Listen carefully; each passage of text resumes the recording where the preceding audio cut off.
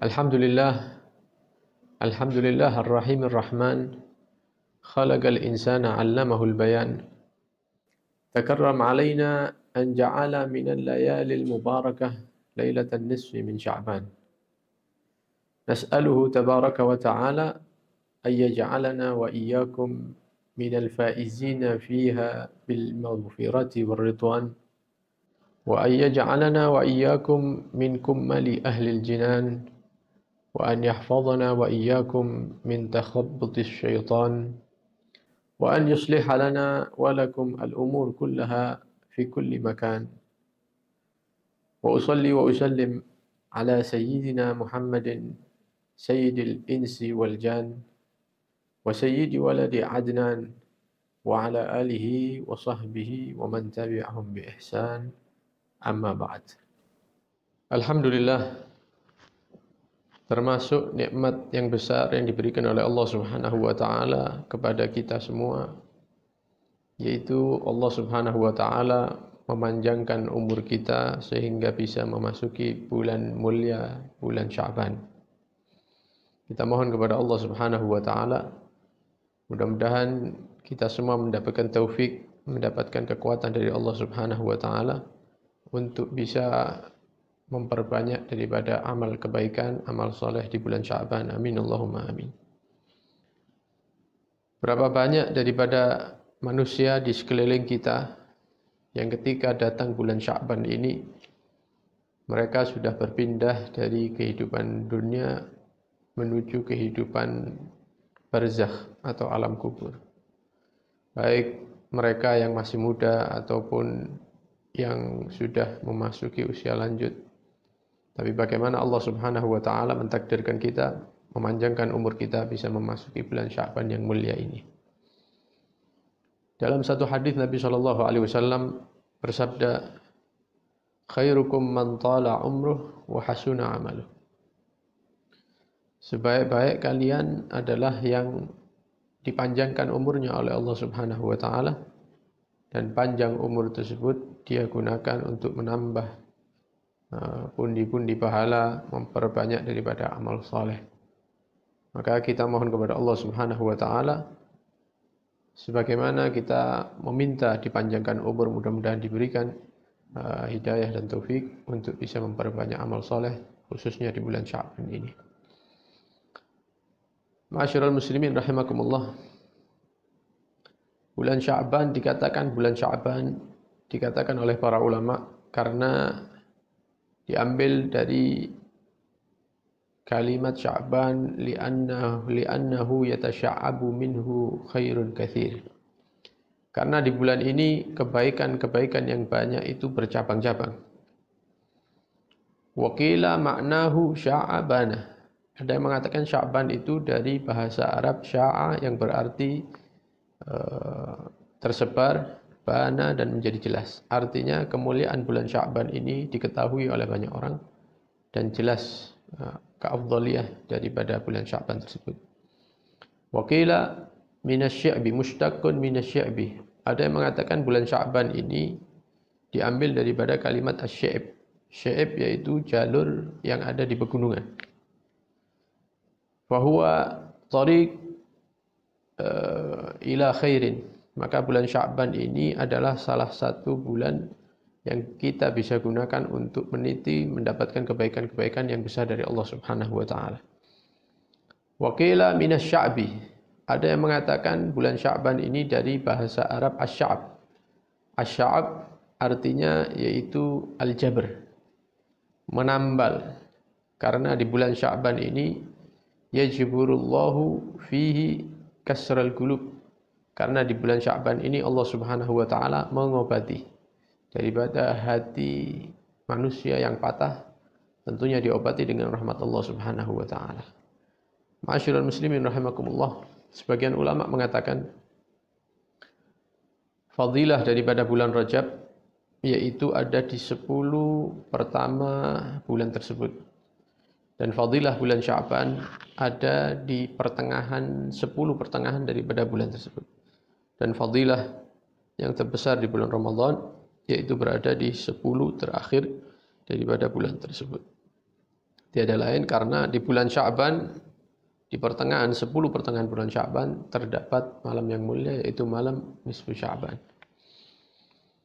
Dalam bulan Sya'ban ini Allah Subhanahu wa taala memberikan khususiyah, hal-hal yang khusus yang tidak didapatkan di bulan-bulan yang lain.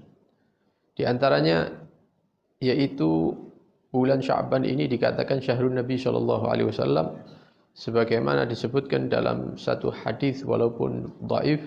Nabi sallallahu alaihi wasallam bersabda, "Rajab syahrullah wa Sya'ban syahri wa Ramadan syahru ummati." Bulan Rajab ini adalah bulannya Allah, dan bulan Sya'ban adalah bulanku, kata Nabi sallallahu alaihi wasallam, dan bulan Ramadan adalah bulan umatku.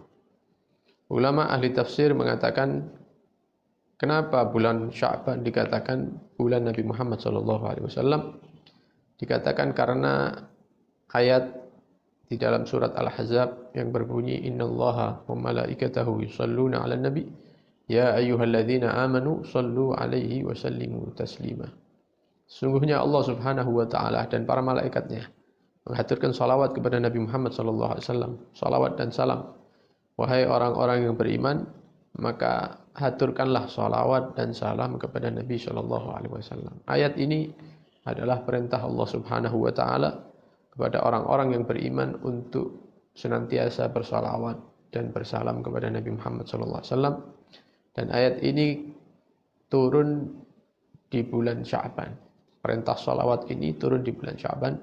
Oleh karena itu bulan Sya'ban dikatakan dalam hadis tadi, wa Sya'ban syahri. Sya'ban adalah bulanku, kata Nabi Muhammad SAW. Ulama yang lain mengatakan, dikatakan bulan Sya'ban ini adalah bulan Nabi Muhammad SAW karena dalam satu riwayat hadis dikatakan, banyak manusia yang mereka itu meningkatkan ibadah, utamanya berpuasa di bulan Rajab, karena bulan Rajab adalah salah satu daripada 4 bulan-bulan yang dimuliakan di dalam Islam. Kemudian datang bulan Sya'ban. Setelah bulan Sya'ban datang bulan Ramadan yang mulia, maka mereka meningkatkan ibadah di bulan Ramadan. Maka karena Sya'ban ini berada di 2 bulan yang mulia, diapit oleh 2 bulan yang mulia, bulan Rajab dan bulan Ramadan, maka banyak manusia yang melupakan daripada menghidupkan bulan Sya'ban. Sehingga Nabi SAW menghidupkan bulan Sya'ban dengan ibadah, utamanya dengan memperbanyak puasa di bulan Sya'ban. Maka dikatakan wa Sya'ban syahri, Sya'ban itu adalah bulanku, kata Nabi SAW. Artinya, kata para ulama, ana sanantu qiyamahu, saya menetapkan untuk bulan Sya'ban ini dihidupkan dengan ibadah-ibadah, utamanya dengan memperbanyak puasa di bulan Sya'ban. Oleh karena itu bulan Sya'ban dikatakan bulannya Nabi Muhammad sallallahu alaihi wasallam. Dikatakan oleh sebagian ulama, Rajab syahrul istighfar. Bulan Rajab adalah bulan untuk semakin memperbanyak istighfar, permohonan ampun terhadap Allah Subhanahu wa taala. Wa Sya'ban syahrus shalah 'ala Nabiil Mukhtar. Bulan Sya'ban adalah bulan lebih memperbanyak lagi menghaturkan salawat kepada Nabi sallallahu alaihi wasallam. Dan Ramadan syahrul Quran. Bulan Ramadan adalah bulan untuk lebih meningkatkan lagi di dalam membaca atau memperbanyak dalam bacaan Al-Quran. Yang berikutnya, keistimewaan bulan Sya'ban ini, yaitu di bulan Sya'ban ini, tepatnya di malam nisfu Sya'ban, terjadi satu kejadian yang luar biasa daripada mukjizat Nabi Muhammad SAW, yaitu insyiqaqul qamar, terbelahnya bulan menjadi 2 bagian. Ketika itu Nabi SAW didatangi oleh orang-orang kafir Quraisy yang mereka menyatakan, wahai Muhammad, kami tidak akan beriman kepada kamu kecuali jika kamu menampakkan sesuatu yang di luar kemampuan manusia biasa. Dan ini diabadikan oleh Allah Subhanahu wa taala di dalam surat Al-Isra ayat 90 dan seterusnya. Allah Subhanahu wa taala berfirman, wa qalu lan nu'mina laka hatta tafjura lana minal ardi yanbu'a. Orang-orang kafir mengatakan, kami tidak akan beriman kepadamu wahai Muhammad sampai kamu memunculkan air dari bumi dengan deras. Au takuna laka jannatun min nakhilin wa 'inabin fatufajjiral anhara khilalaha tafjira. Atau kamu memiliki kebun kurma dan kebun anggur. Kemudian di sela-sela kebun tersebut mengalir air yang deras. Au tusqitas samaa'a kama za'amta 'alaina kisafan. Atau kamu jadikan langit ini menjadi pecah sebagaimana engkau ancam kami bahwa hari itu akan datang. Au ta'tiya billahi wal malaikati qabila. Atau kamu datangkan Tuhanmu Allah dan para malaikatnya sehingga kami berhadapan-hadapan atau menyaksikan mereka. Au yakuna laka baitun min zukhrufin. Atau kamu memiliki rumah yang terbuat dari emas. Au tarqa fis sama'. Atau kamu tunjukkan kepada kami bahwa kamu bisa naik ke atas langit. Walan nu'mina liruqiyyika hatta tunazzila 'alaina kitaban naqra'uh. Dan ketika kamu naik ke atas langit, kami tidak akan beriman kecuali jika kamu mampu menurunkan kitab dari atas sehingga kitab tadi itu bisa kami baca secara langsung. Ini permintaan-permintaan yang besar yang luar biasa yang diminta kepada Nabi Muhammad SAW. Maka Allah Subhanahu wa taala memfirmankan kepada Nabi SAW, wahai Nabi Muhammad, aku bisa memberikan permintaan-permintaan mereka, tapi jika mereka tidak beriman setelah menyaksikan itu semua, aku akan hancurkan mereka semua sebagaimana umat-umat terdahulu aku hancurkan, kata Allah Subhanahu wa taala. Atau tidak aku berikan permintaannya mereka, tapi akan aku bukakan pintu rahmatku sehingga mereka ketika beriman kepadaku dan beriman kepada risalahmu, maka aku akan memaafkan segala apa yang mereka lakukan di masa-masa sebelumnya. Maka Nabi SAW menampakkan rahmatnya, maka beliau memilih agar supaya hal-hal yang diminta tadi itu tidak diberikan oleh Allah Subhanahu wa taala, tapi lebih memilih untuk dibukakan pintu rahmatnya Allah Subhanahu wa taala dengan harapan mereka beriman kepada Allah, beriman kepada risalah Nabi Muhammad SAW.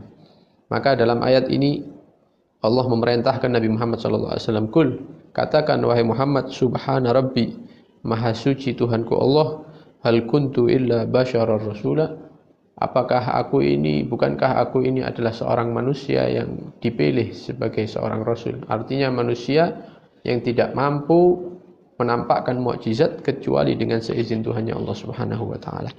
Maka ketika datang bulan Sya'ban, di malam nisfu Sya'ban, maka mereka datang kembali kepada Nabi SAW. Mereka meminta mukjizat yang lain. Mereka mengatakan, kami tidak akan beriman kepadamu wahai Muhammad kecuali jika kamu mampu membelah bulan yang ada ini menjadi dua bagian. Maka Allah Subhanahu wa taala memberikan mukjizat tersebut di malam nisfu Sya'ban. Maka bulan terbelah menjadi dua sebagai mukjizat Nabi Muhammad SAW. Sebagian para ulama mengatakan satu bagian tetap berada di posisinya dan bagian separuh yang lainnya berpindah di atas gunung Abi Qubais, dan itu disaksikan oleh orang-orang musyrik, orang-orang kafir. Tapi ternyata mereka tidak beriman kepada Nabi Muhammad SAW. Bahkan mereka menuduh bahwa Nabi SAW mulai bertambah dalam keahlian sihirnya. Maka mereka mengatakan, kamu telah berhasil menyihir kami, wahai mata-mata kami, wahai Muhammad. Kami tidak akan percaya kecuali setelah rombongan-rombongan yang berdagang itu yang ada di negeri lain, dari negeri Yaman dan Syam.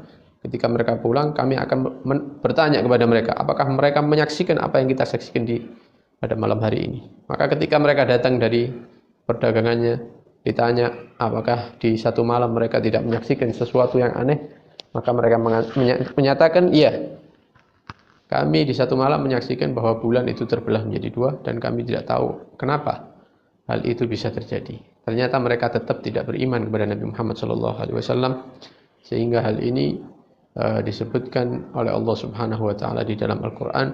Allah berfirman, iqtarabatis sa'atu wansyaqqal qamar. Telah dekat datangnya hari kiamat, wansyaqqal qamar, dan bulan termasuk tanda dekatnya hari kiamat, yaitu terbelahnya bulan menjadi dua sebagai mukjizat Nabi Muhammad SAW. Wa iyyaraw ayatan, dan jika mereka orang-orang kafir melihat tanda-tanda kebesaran Allah, tanda mukjizat Nabi Muhammad SAW, yu'ridu, mereka berpaling.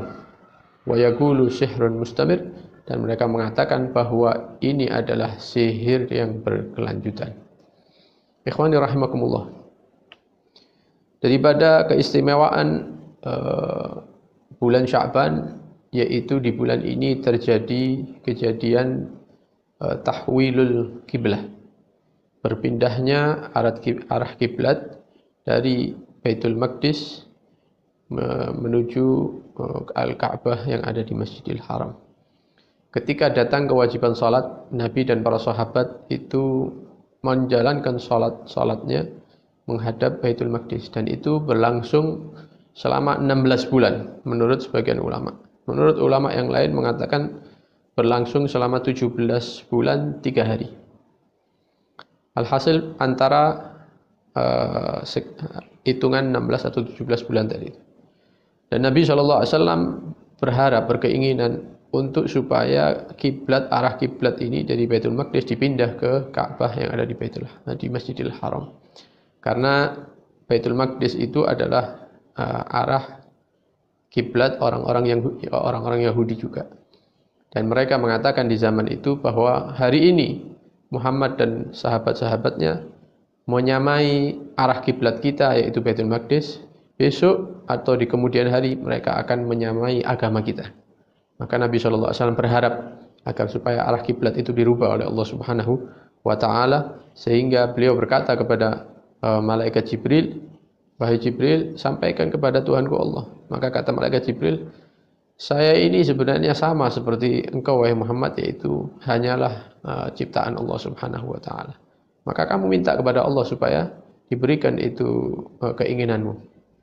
Sehingga dalam riwayat dikatakan, saking inginnya arah kiblat itu dirubah oleh Allah Subhanahu wa Ta'ala, Nabi itu selalu berusaha ketika menjalankan sholat untuk supaya menghadap Baitul Maqdis, tapi di waktu yang sama beliau menghadap Ka'bah yang ada di Masjidil Haram.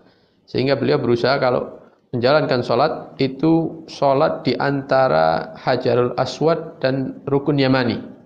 Jadi jika ada seorang berdiri di situ menjalankan sholat antara Hajar Aswad dan Rukun Yamani, maka dia di waktu yang sama menghadap Baitul Maqdis dan menghadap Ka'bah yang ada di Masjidil Haram.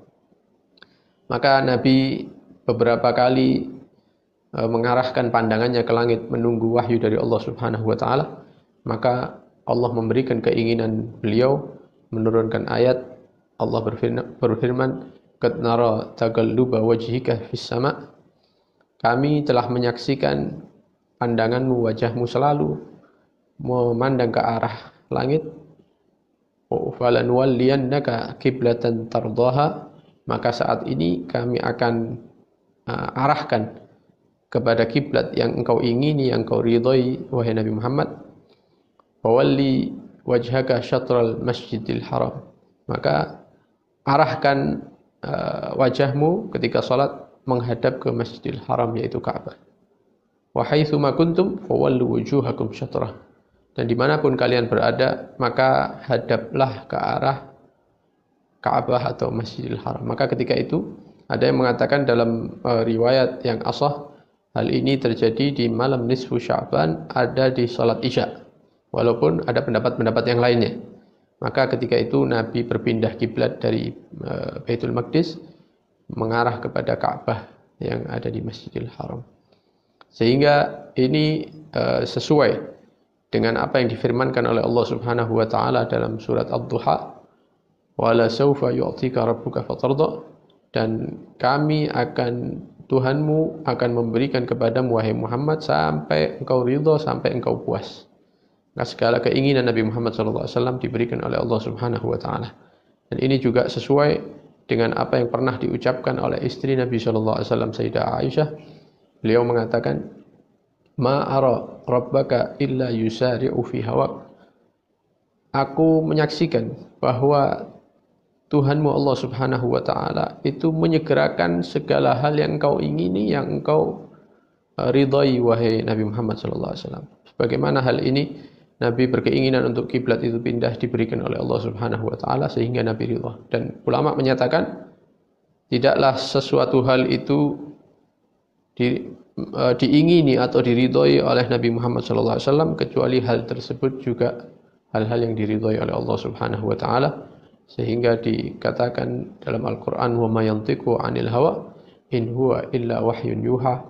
Nabi tidak mengucapkan daripada keinginan hawanya, hawa nafsunya, in huwa illa wahyun yuha, kecuali itu adalah wahyu yang diberikan oleh Allah Subhanahu wa taala kepada baginda Muhammad sallallahu alaihi wasallam. Jadi Nabi tidak akan berucap atau melakukan satu hal, berkeinginan terhadap satu hal, kecuali di situ ada ridha Allah Subhanahu wa ta'ala. Maka ketika hal ini terjadi dan orang-orang Yahudi ketika itu mengetahui bahwa kiblat berpindah ke Ka'bah, mereka mengatakan, ini agama apa? Kalau memang kiblat yang pertama itu salah, terus bagaimana nasib sholat-sholat yang sudah mereka lakukan di hari-hari yang sebelumnya? Tapi kalau kiblat yang awal itu memang benar, kenapa hari ini dipindah kepada kiblat yang baru? Maka Allah Subhanahu wa taala menyatakan dalam surat Al-Baqarah, sayaqulus sufaha'u minan nas, akan berkata dari manusia ini, yaitu orang-orang yang bodoh, ma wallahum an qiblatihim allati kanu 'alaiha, apa yang menyebabkan mereka berpindah kiblat yang asalnya menghadap ke Baitul Maqdis, kenapa kok sekarang dipindah ke arah yang lain? Maka Allah Subhanahu wa taala memerintahkan nabinya Muhammad sallallahu alaihi wasallam, qul lillahil masyriq wal maghrib, katakan wahai Nabi Muhammad kepada mereka bahwa arah timur, arah barat itu adalah milik Allah Subhanahu wa taala, dan Allah Subhanahu wa taala memberikan hidayah kepada orang-orang yang Allah kehendaki. Ma'asyiral muslimin rahimakumullah, termasuk hal yang istimewa di bulan Sya'ban ini, yaitu bulan Sya'ban ini termasuk bulan yang dianjurkan untuk memperbanyak puasa di dalam, puasa sunnah di dalamnya. Dalam satu riwayat dari Sayyidah Aisyah istri Nabi sallallahu alaihi wasallam, beliau berkata dalam potongan hadis, ma ra'aituhu fi syahrin aktsara siyaman minhu fi Sya'ban. Saya melihat di beberapa bulan ini tidak ada bulan yang banyak dipuasai oleh Nabi Muhammad SAW melebihi puasa beliau di bulan Sya'ban. Begitu juga hadis yang diriwayatkan oleh Ibnu Majah. Beliau Nabi SAW bersabda, "Idza kanat lailatan nisf min Sya'ban," jika datang malam nisfu Sya'ban, fagumu lailaha, maka berdirilah, hidupkan malam nisfu Sya'ban, wasumu naharaha, dan puasalah kalian di hari berikutnya atau pagi berikutnya. Hadis-hadis yang menjelaskan tentang amalan-amalan khususnya puasa di bulan Sya'ban ini dan puasa di esok hari malam nisfu Sya'ban, ini antara hadis sahih, juga ada hadis yang hasan, juga ada hadis yang dhaif. Dan muncul di zaman ini orang-orang yang mengingkari hadis-hadis yang berkaitan dengan bulan Sya'ban, orang-orang yang mempunyai ilmu yang sangat minim berani mengingkari ulama-ulama yang memiliki ilmu pengetahuan yang luas dan mendalam, ulama-ulama yang mencapai derajat yang tinggi dalam ilmu pengetahuannya. Oleh karenanya dikatakan dalam satu syair, ya natihal jabalil ali liyuklimahu, ashfik 'alal ra'si la tushfik 'alal jabali.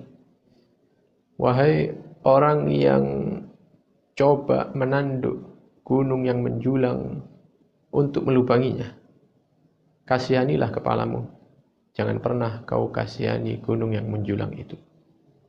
Oleh karena itu kita tetap menjalankan apa yang diajarkan oleh ulama-ulama kita Ahlus Sunnah wal Jamaah, dan berharap bisa menjalankan apa yang disabdakan oleh Nabi sallallahu alaihi wasallam dan dianjurkan oleh para ulama kita. Ikhwan rahimakumullah, juga yang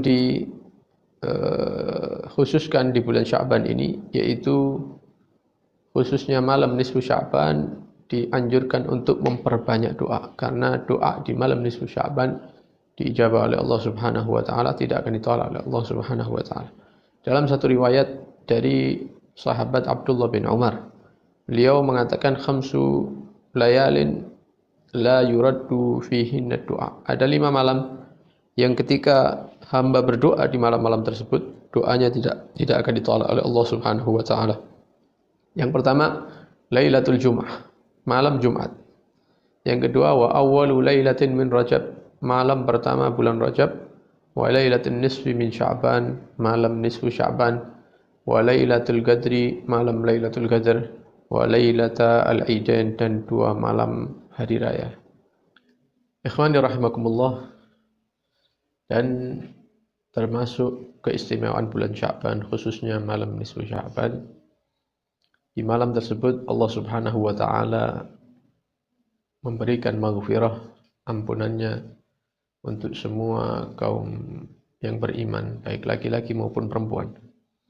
Sehingga datang dalam satu riwayat dari istri Nabi sallallahu alaihi wasallam, Sayyidah Aisyah radhiyallahu anha, beliau berkata, "Dakhala alayya Rasulullah sallallahu alaihi wasallam fa wada'a anhu thawbayhi ثم لم يستتم أن قام فلبسهما فأخذتني غيرة شديدة ظننت أنه يأتي بعض صويحباتي." Dikatakan oleh Siti Aisyah bahwa di malam itu, yaitu malam di mana Nabi SAW mendatangi istri beliau Siti Aisyah. Ketika Nabi SAW datang, beliau melepaskan sebagian pakaiannya.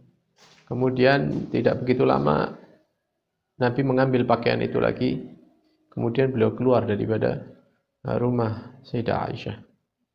Maka kata Sayyidah Aisyah, ketika itu muncul rasa cemburu dalam hatiku, karena aku berpikiran bahwa Nabi SAW ketika itu akan mendatangi istri-istri beliau yang lain.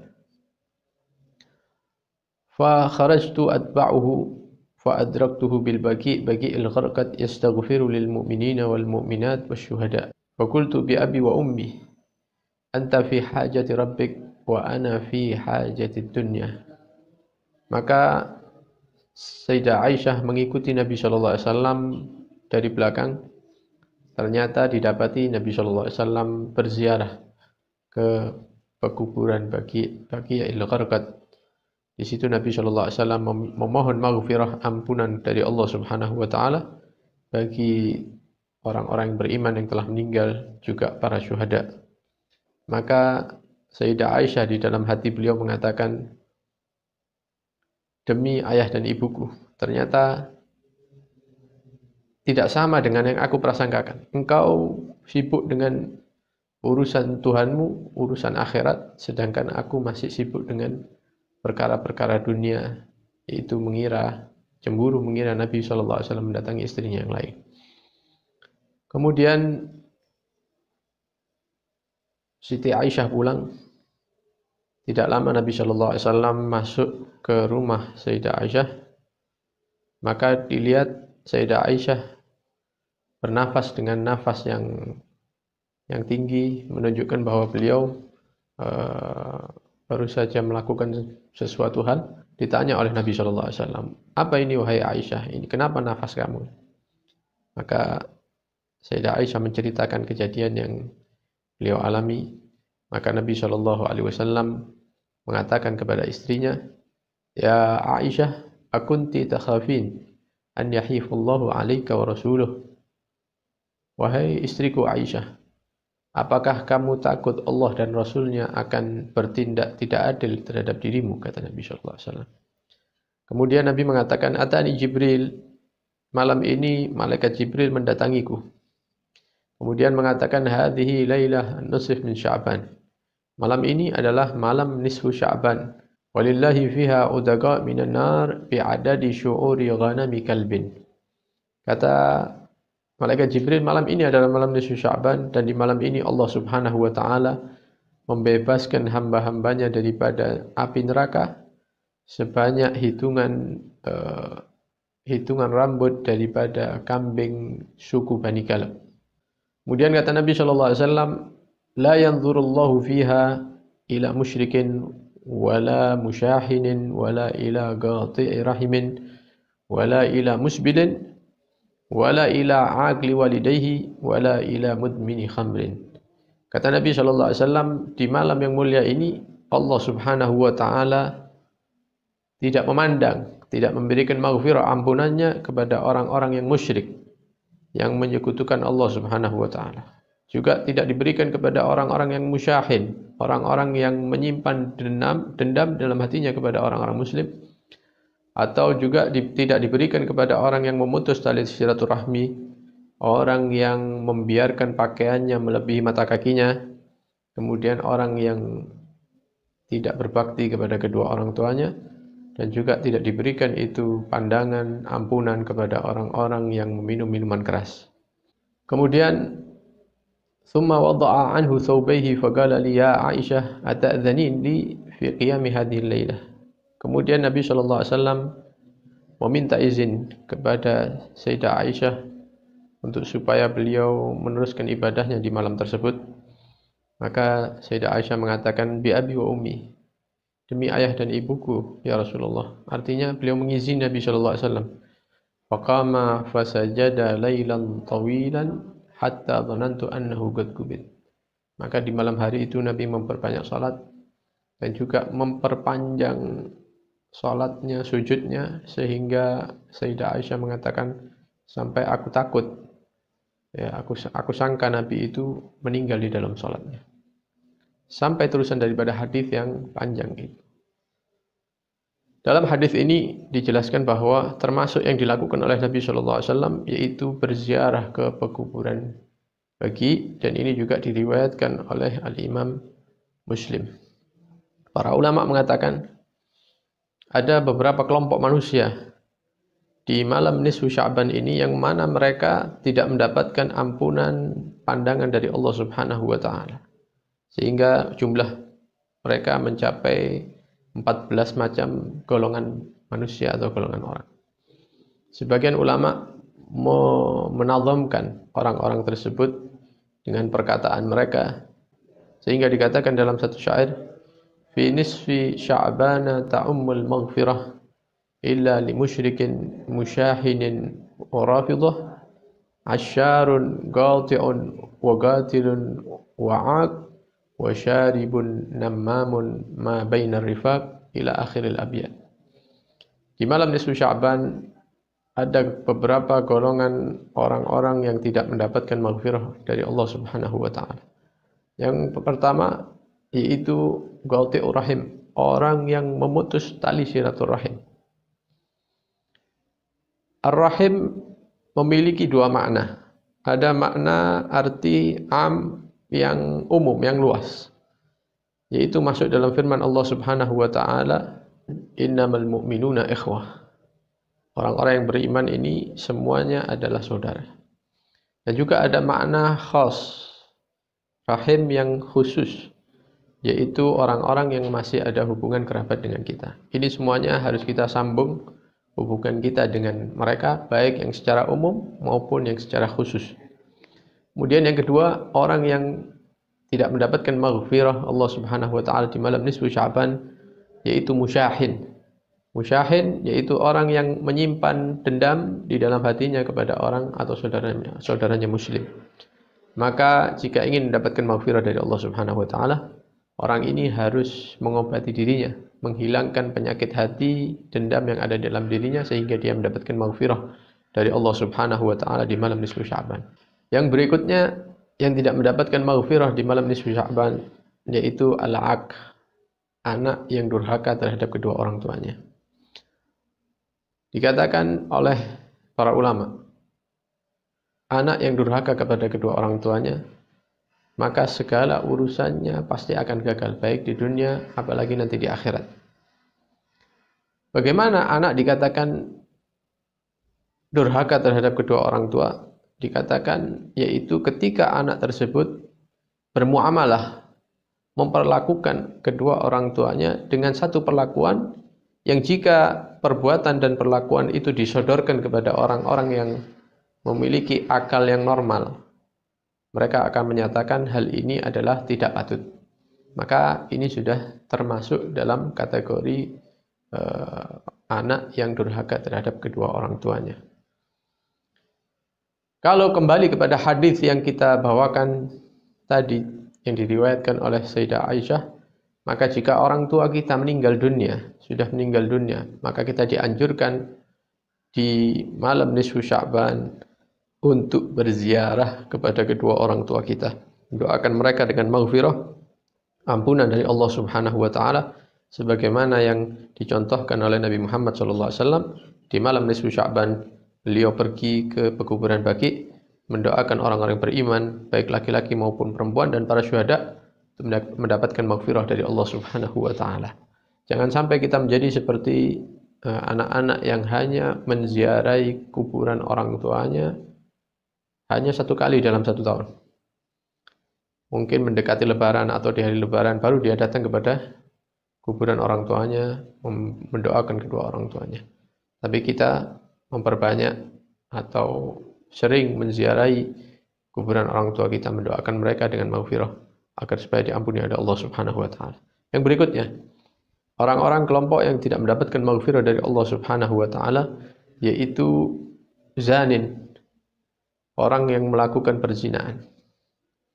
Baik itu zina ataupun al-liwat, mendatangi laki-laki terhadap laki-laki, ataupun as-sihaq, mendatangi perempuan sesama perempuan, maka ini semuanya adalah dosa-dosa yang besar.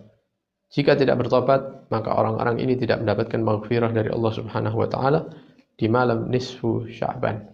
Karena itu datang dalam satu keterangan hadis bahwa pelaku-pelaku dosa ini nanti ketika dibangkitkan oleh Allah Subhanahu wa taala, kemaluan mereka akan menyala dengan api yang luar biasa. Dan juga dalam hadis yang lain, Nabi SAW menjelaskan, barang siapa di antara kalian yang mendapati laki-laki dengan laki-laki melakukan apa yang dilakukan oleh kaum Nabi Allah Lut, maka bunuhlah pelakunya dan korbannya. Ikhwani rahimakumullah, sebagian manusia ada yang ditakdir meninggal oleh Allah Subhanahu wa taala, mati dalam keadaan dia tengah melakukan perzinaan atau melakukan lesbi atau yang semisalnya. Waliyadzubillah min dzalik. Mudah-mudahan kita diselamatkan, keluarga kita diselamatkan oleh Allah Subhanahu wa taala. Kelompok yang berikutnya yang tidak mendapatkan maghfirah di malam nisfu Sya'ban, yaitu orang-orang yang meminum minuman keras.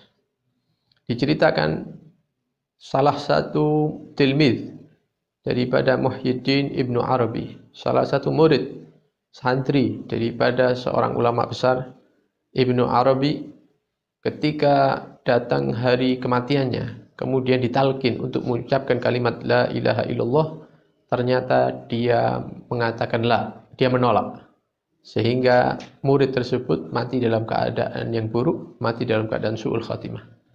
Maka gurunya Muhyiddin Ibnul Arabi mendapatkan pengetahuan setelah kematian santrinya bahwa murid ini ditakdir oleh Allah Subhanahu wa taala meninggal dalam keadaan buruk, su'ul khatimah, karena 3 hal. Yang pertama, dia selama hidupnya pernah melakukan 1 kali melakukan perzinaan, yang mana dia belum bertobat daripada dosa zina tersebut. Yang kedua, yaitu pernah murid ini jatuh sakit. Kemudian datang kepada satu tabib, satu dokter, dan dokter ini memerintahkan dia untuk meminum minuman keras sebagai bentuk pengobatan daripada penyakit yang dia derita. Akhirnya dia meminum minuman keras tersebut 1 kali dalam hidupnya, dan dia belum bertobat kepada Allah Subhanahu wa taala. Dan kesalahan yang ketiga, yaitu selama dia mencari ilmu, dia merasa yang paling baik dengan kesombongannya, merasa paling baik daripada teman-temannya. Karena itu, karena 3 hal ini, murid tersebut mati dalam keadaan su'ul khatimah, wal'iyadzubillah min dzalik. Ini adalah orang yang melakukan perzinaan 1 kali dalam hidupnya, meminum minuman keras 1 kali dalam hidupnya. Bagaimana nasib orang-orang yang sudah berkali-kali melakukan perzinaan nasib orang-orang yang sudah berkali-kali meminum minuman keras. Karena itu segeralah kita bertobat kepada Allah Subhanahu wa taala dengan harapan mendapatkan maghfirah di malam nisfu Sya'ban. Amin Allahumma amin. Yang berikutnya yaitu orang yang membunuh saudaranya dengan tanpa hak. Maka yang seperti ini dia diharamkan mendapatkan maghfirah dari Allah Subhanahu wa taala di malam nisfu Sya'ban. Ini jika dia membunuh satu orang. Bagaimana kalau karena dia terbunuh banyak daripada kaum muslimin, maka sudah pasti dia tidak mendapatkan maghfirah dari Allah Subhanahu wa taala di malam tersebut.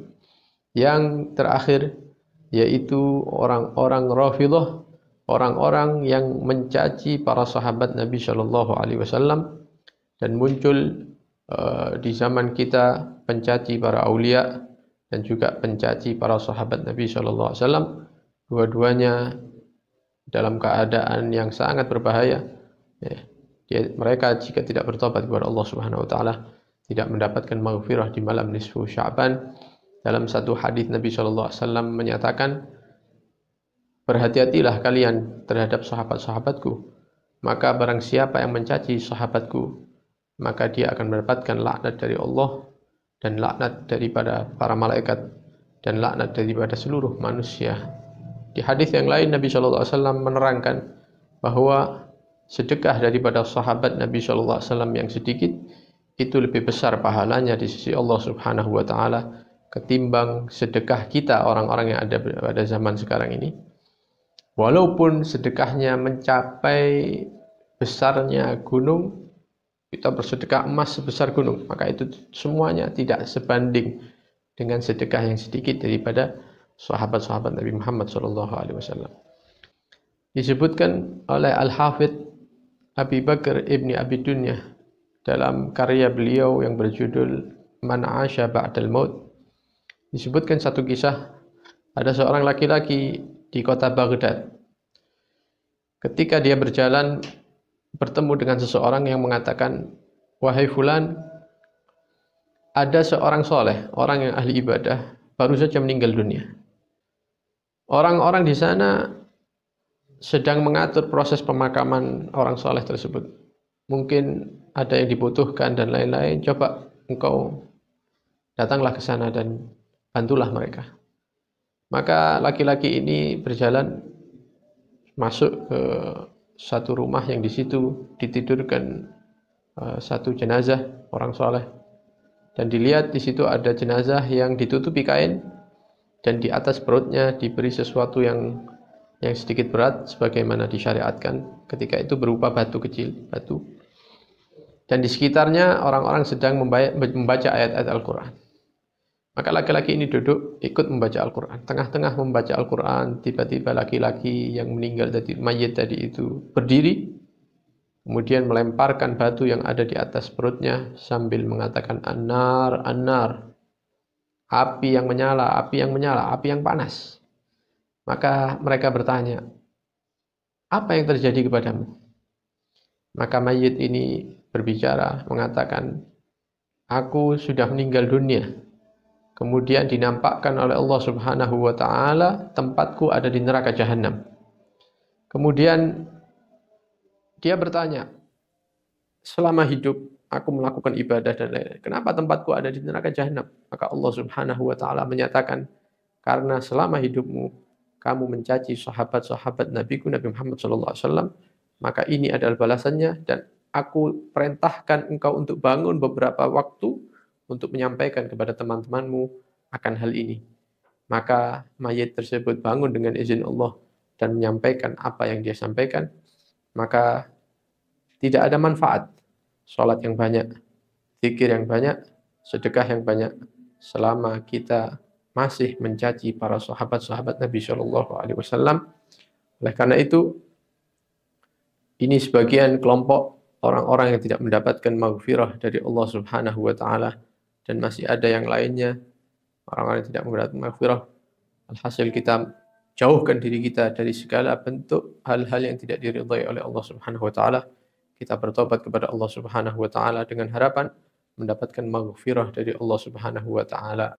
Waktu yang tersedia tidak memungkinkan untuk menyebutkan semua hal, tapi insya Allah apa yang telah kita pelajari bersama itu merupakan hal yang sudah cukup.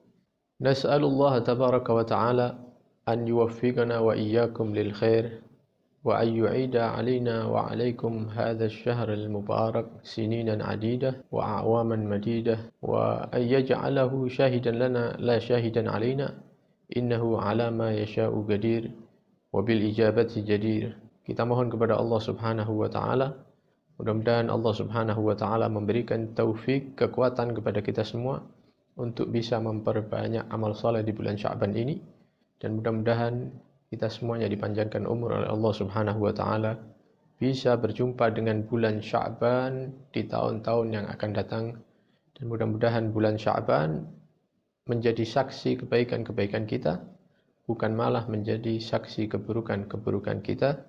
Amin Allahumma amin. Sallallahu alaihi wasallam Muhammad wa alihi wa sahbihi wasallam walhamdulillahi rabbil alamin.